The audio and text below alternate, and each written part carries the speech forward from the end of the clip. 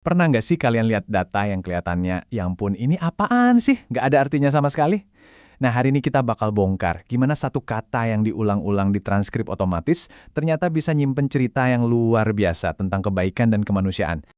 Oke, ini dia nih barang bukti kita. Sebuah transkrip otomatis dari video YouTube milik seorang kreator bernama Mang Aris.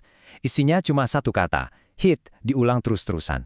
Kelihatannya kan cuma error ya, cuma sampah data. Tapi, tunggu dulu, di balik ini ada sesuatu yang menarik. Jadi pertanyaannya sekarang, cerita apa sih yang bisa kita gali dari satu kata yang diulang-ulang kayak gini?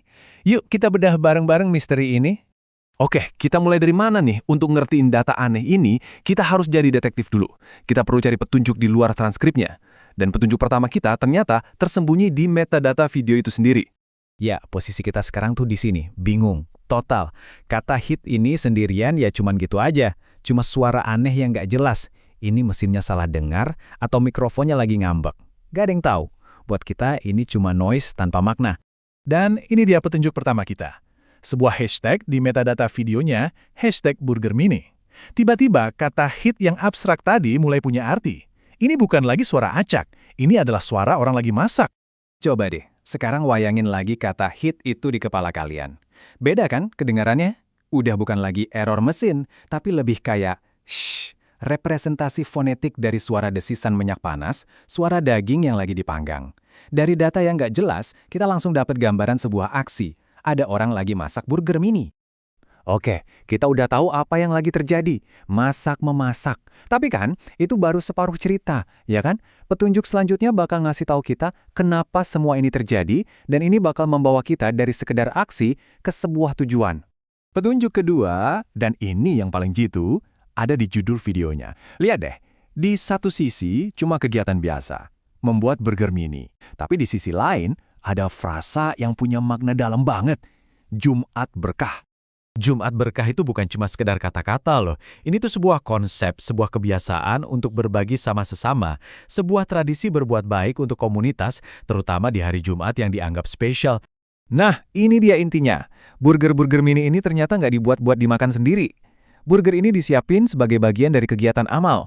Jadi suara desisan panggangan itu bukan cuma suara makanan, tapi suara kebaikan hati yang lagi disiapin buat dibagi-bagiin. Sekarang, yuk kita rangkai semua petunjuk ini. Kita lihat gimana suara berisik tadi bisa berubah jadi cerita yang utuh dan menyentuh.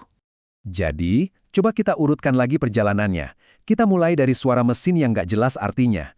Terus, hashtag ngasih kita aksinya. Dan terakhir, judul video ngasih kita tujuannya yang mulia. Setiap potongan informasi ini benar-benar mengubah cara kita memandang data awal tadi. Lihat deh tabel ini, keren banget kan perubahannya? Makna kata hit itu berevolusi. Dari yang tadinya nggak berarti, jadi suara orang masak, sampai akhirnya jadi simbol kehangatan komunitas dan kebaikan. Konteks itu benar-benar bisa mengubah kebisingan jadi sesuatu yang indah. Jadi, apa sih pelajaran dari semua ini? Jelas, ini bukan cuma soal burger mini. Ini tentang betapa kuatnya peran konteks buat memahami dunia di sekitar kita. Dan inilah poin utamanya. Kita tuh hidup di lautan data. Transkrip, angka, statistik, semuanya ada di mana-mana. Tanpa konteks, itu semua cuma angka dan huruf mati.